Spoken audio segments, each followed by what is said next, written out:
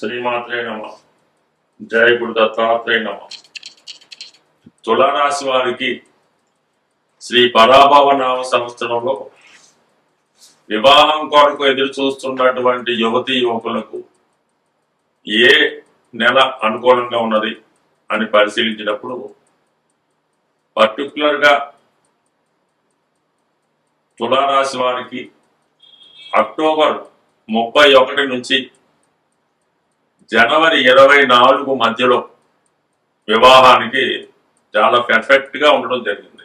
ఎందుకంటే అది ఆ సమయంలో గురువు మీకు లాభస్థానంలోకి రావడం జరుగుతుంది.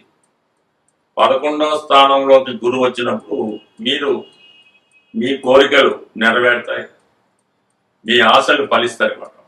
అలాగే 11లో ఉన్నటువంటి గురువు 3, 7 స్థానాల్ని వీక్షిస్తూ ఉంటాడు.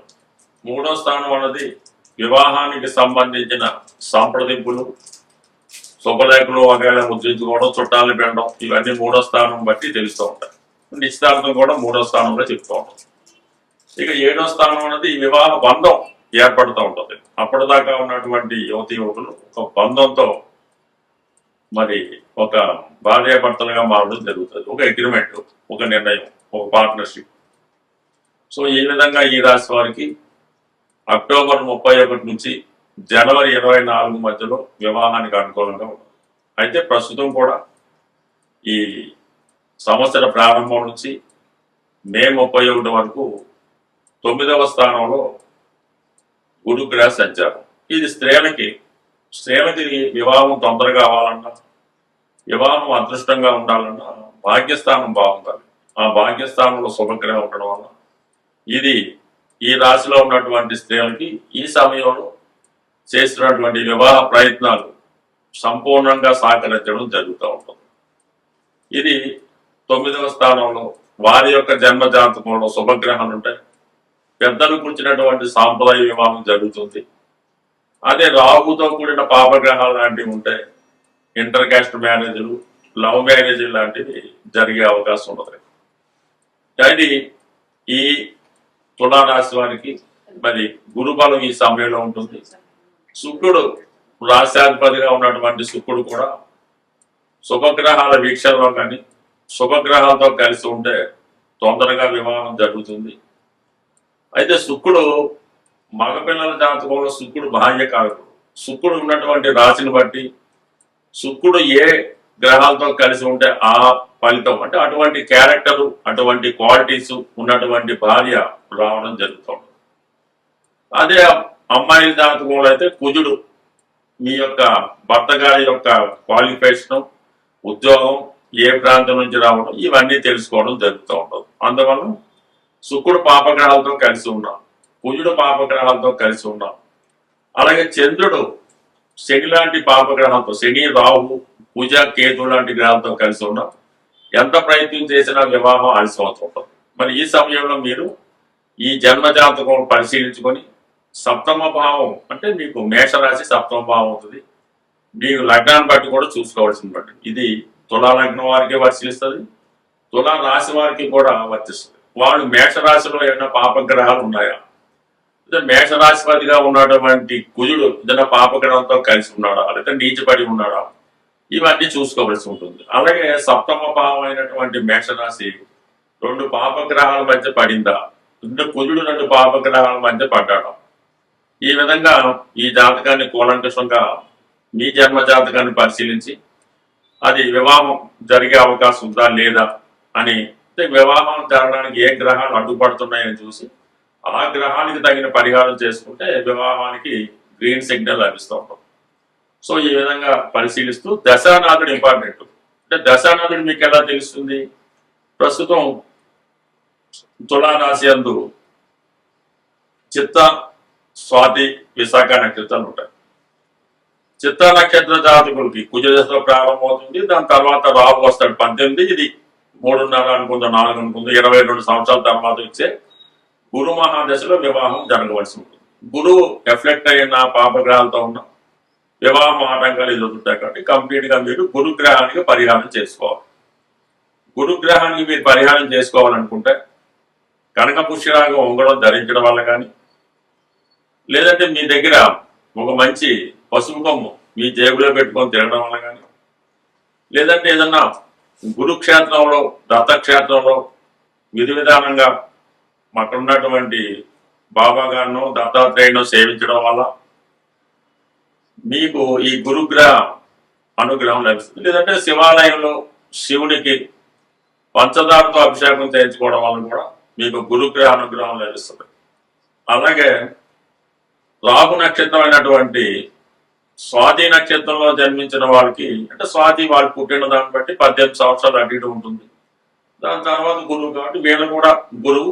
మరి కొద్దిగా లేట్ అయితే శని యొక్క మహాదశ స్టార్ట్ అవుతుంది. ఒకవేళ శని మహాదశ జరుగుతూ వివాహం దశ అయితే శని భగవానుడికి మరి శనివారం రోజు తైలాభిషేకం చేయించుకోవడం కానీ, ఏదైనా శని క్షేత్రం మనకి దగ్గరలో ఉన్నటువంటి శని క్షేత్రాన్ని దర్శించి అక్కడ శని భగవానుడికి తైలాభిషేకం చేయించడం కానీ, మరి కొన్ని దేవాలయాల్లో శని భగవానుడి యొక్క అభిషేకం కళ్యాణం వగైరా వగైరా చేస్తుంటారు.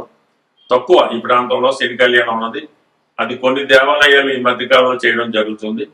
అలాగా శని గ్రహ ప్రభావం వల్ల ఎవరైతే వివాహం ఆలస్యం అవుతుందో అది శని భగవానుడి కళ్యాణం జరిపించడం వల్ల కంప్లీట్ గా మీకు ఈ వివాహ సమయం దోషం తొలగే అవకాశం ఉన్నది. లేదు శనిగ్రహ అనుగ్రహం కోసం రావి చెట్టు ప్రదక్షిణలు చేయడం కానీ, ఇది కూడా మీకు తొందరగా వివాహానికి కారణం అవుతూ ఉంటుంది. అనేక రకాల పరిహారాలు ఉన్నాయి, కానీ మీకు వివాహం ఆలస్యం అవుతుంటే దశానాథుడికి పరిహారం చేయించుకోవాలి. మీ యొక్క రాశి తులారాశి కాబట్టి శుక్రుడికి పరిహారం చేయించుకోవాలి. సప్తమ భావం కుజుడికి పరిహారం చేయించుకోవాలి. అంటే ఇవి జాతకంలో ఈ గ్రహాలు బలహీనంగా ఉన్నప్పుడు మాత్రమే ఆ గ్రహాలకి పరిహారం చేయించుకుంటే వివాహానికి అడ్డంకులు తొలగే అవకాశం ఉంటుంది. స్వస్తి. శ్రీమాత్రే నమః. జయ గురు దత్తాత్రేయ నమః. ఈ వీడియోలో మనం ధనుస్సు రాశి వారికి శ్రీ పరాభవ నామ సంవత్సరంలో తొందరగా వివాహం జరగాలంటే ఏ సమయం అనుకూలిస్తుంది, ఏ గ్రహాలని పరిహారం చేసుకుంటే వివాహపరంగా ఉన్నటువంటి సమస్యలు పరిష్కారం అవుతాయన్నది ఈ వీడియోలో పరిశీలిద్దాం. ఒక జాతకుడికి ధనుసు రాశి వారికి అనుకుంటాం తొందరగా వివాహం జరగాలంటే సాధారణంగా గోచార రీత్యా గురువు యొక్క స్థితి అనుకూలంగా ఉండాలి. ప్రస్తుతం గురువు ఈ రాశి వారికి సప్తమ స్థానంలో సంచరిస్తున్నాడు. అంటే మనకి ధనుసు రాశి ధనుసు లగ్నం వారికి మే 31 లోపు వివాహానికి చాలా అనుకూలంగా ఉంటుంది. అది దాటితే మళ్ళా అక్టోబర్ 31 నుంచి జనవరి 24 మధ్యన ఆ సమయం కూడా జాతకుడికి అనుకూలించే అవకాశం ఉంటుంది. ప్రధానంగా మరి ప్రస్తుతం జరుగుతున్నటువంటి దశ కూడా గమనించవలసి ఉంటుంది. దశానాథుడు బలంగా లేకపోయినా పాపగ్రహాలతో కలిసిన వివాహం అన్నది జరగడం కష్టం అవుతుంది. అందుకని ప్రస్తుతం ధనుసు రాశి వారి గురుబలం ఎలా ఉంది, మరి దశ ఏ విధంగా ఉందని పరిశీలించవలసి ఉంటుంది. మరి ప్రస్తుతం ఈ ధనుసు రాశి వారికి మూల, పూర్వాషాఢ, ఉత్తరాషాఢ. మూల నక్షత్రంలో జన్మించిన వారికి కేతు మహాదశ బాల్యంలో 7వ సంవత్సరం దాకా ఉంటుంది, అంటే పాదాన్ని బట్టి మాత్రం ఉంటుంది. శుక్ర మహాదశ 20 సంవత్సరాలు, అంటే అదృష్టం బాగుండే మంచి డెవలప్మెంట్ ఉంటాయి. శుక్ర మహాదశలో వివాహం జరిగే అవకాశం ఉంటుంది ఈ ధనుసు రాశి వారికి. అంటే ఎర్లీ మ్యారేజ్ అనుకుంటాం 90 డేస్ బట్టి 25, 25 జరిగినప్పుడు ఓకే. లేదు జరగడం లేదు, ఆ టైంలో వివాహం చేయాలనుకుంటే మాత్రం శుక్రగ్రహానికి పరిహారం చేయవలసి ఉంటుంది. శుక్రగ్రహానికి పరిహారం ఏం చేస్తాం? అమ్మవారి ఆరాధన, లక్ష్మీ అమ్మవారిని తామర కలవకులని కూడా కొన్ని ప్రాంతాలు అంటారు, వాటితో అమ్మవారికి అర్చన చేయించడం, శ్రీ సూక్తం, లక్ష్మీ స్తోత్రం, కనకదార స్తోత్రం లాంటివి పారాయణ చేయడం, ప్రతి పౌర్ణమికి అమ్మవారికి పాయసం నివేదన నైవేద్యంగా చేసి మరి లలితా సహస్రనామం పారాయణ చేయడం వల్ల ఇది కామన్ గా శుక్ర మహాదశ అనుకూలించే అవకాశం ఉంది. శుక్ర మహాదశ దాటితే అంటే కొంతమందికి 25లోను, కొంతమందికి 26లోను, కొంతమందికి 23లో కూడా రవి మహాదశ వస్తుంది. ఈ రవి మహాదశ వివాహానికి అంత సపోర్ట్ చేయదు ఎవరికన్నా సరే. ఒకవేళ రవి దశలో వివాహం జరిగినా కొన్ని అనుకోని ఇబ్బందులు ఎదురవుతూ ఉంటాయి. అందుకని రవి దశలో సాధారణంగా వివాహం చేయకుండా ఉంటేనే మంచిది. తప్పనిసరి పరిస్థితుల్లో చేసుకోవచ్చు రవి గ్రహానికి పరిహారం చేసి. అంటే ఎవరైతే రవి మహాదశ జరుగుతుంది ధనుసు రాశి ధనుసు లగ్నం వారికి, వారు రవిగ్రహ పరిహారం నిమిత్తం సూర్య భగవానికి పరిహారం అంటే ఆదివారం నియమంగా ఉండడం, రోజు సూర్య నమస్కారం చేసుకోవడం, ఆదిత్య ఉదయం పారాయణం, ఒకసారి గోశాల దర్శించి గోశాలలో ఒక 10 కిలోల గోధుమలు గోశాలలో డొనేట్ చేయవలసి ఉంటుంది.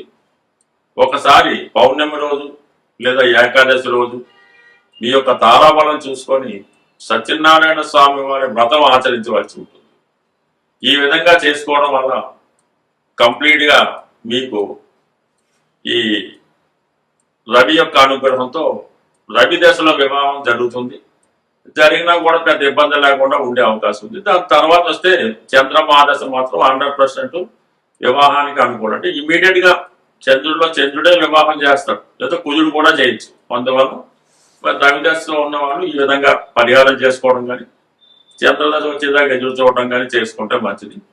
ఇవి అనుకూలించినా కూడా జన్మజాతకం కూడా పరిశీలించాలి. జన్మజాతకంలో ఉన్నటువంటి స్థితి అంటే సప్తమైనటువంటి మిథునంలో ఎటువంటి గ్రహాలు ఉన్నాయి, లగ్నాధిపతిగా ఉన్నటువంటి గురువు సప్తమైన మిథున రాశిలో ఉన్న, మిథున రాశి అధిపతి అయినటువంటి బుధుడు ధనుసు రాశిలో ఉన్న, అది మరి సాధారణంగా 2 వివాహాలు జరిగే అవకాశం ఉందని శాస్త్రం చెప్తారు. ఇప్పుడు మొదటి వివాహానికి అనుకూలత లేదు, రెండో వివాహం గురించి ఆలోచించక్కర్లేదు, అందువల్ల దాని గురించి పెద్ద భయపడక్కర్లేదు. సప్తమ స్థానంలో శుభగ్రహాలను తొందరగా ఇలాంటి బుధుడు కానీ శుక్రుడు కానీ ఉంటే, చంద్రుడు ఉన్నా సరే వివాహం తొందరగా జరుగుతుంది. శని రాహు కేతువు ఈవెన్ గురువు ఉన్న కొన్ని సందర్భాల్లో ఆలస్య వివాహం చేస్తూ ఉంటాడు. కాబట్టి అదే సప్తమ భావంలో ఉన్నటువంటి గురువు పైన ఏదైనా ఒక పాపగ్రహ దృష్టి ఉందా, లేదంటే సప్తమ భావం 2 పాపగ్రహాల మధ్య పడి ఉందా, లేదా గురువు 2 పాపగ్రహాల మధ్య పడి ఉన్నాడా, లేదా బుధుడు 2 పాపగ్రహాల మధ్య పడి ఉన్నాడా, అనేక విధాలుగా ఇది చెప్తాడు. ప్రధానంగా శుక్రుడు శనితో కలిసి ఎంత దగ్గరగా ఉన్నా అంత లేట్ అవుతుంది. రాహుతో కలిస్తే వివాహం స్ట్రగుల్ పడుతూ ఉంటాం. రవి శుక్రుడు కలిసి కంబస్ట్ అయినా వివాహం ఆలస్యం అవుతూ ఉంటుంది. ఇవన్నీ జాతక చక్రంలో ఉన్న పరిశీలించి ఏ గ్రహం వల్ల వివాహం ఆలస్యం అవుతుందో తెలుసుకొని ఆ గ్రహానికి పరిహారం చేసుకుంటే తొందరగా వివాహం జరుగుతుంది. బట్ ఏదైనా ధనుసు రాశి వారికి వివాహం ద్వారా ఒక మంచి చలాకి అందమైనటువంటి తెలివైనటువంటి భార్య రావడం జరుగుతుంది. వివాహం తర్వాత జాతకుడు జీవితంలో చాలా అభివృద్ధి చెందడం జరుగుతూ ఉంటుంది. స్వస్తి.